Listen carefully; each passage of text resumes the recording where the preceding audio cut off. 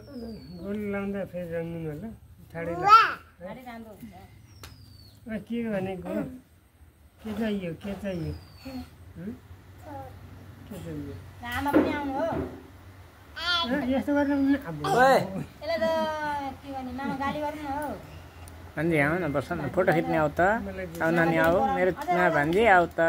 यहाँ भयो के गराको ए दाजैलाई त अब दाजैले मैले वर्षसम्म बाँच्नु रोग नलाओस् 6 वर्ष ए 84 भन्दा 84 गर्ने भन्नुभयो 84 भन्दा धेरै बाँच्नु परेन नि पर्दैन म पनि कोही पहिला छोराछोरीलाई हुर्काउँदै गयो अब छोराछोरीहरूले गरिहाल्छ किन गर्नु त गर्छन् गर्नु पर्यो गर्नु त पर्यो जति 100 वर्षसम्म बाँच्नु पर्यो गाह्रो त हो 100 वर्षसम्म बाँच्नु मान्छे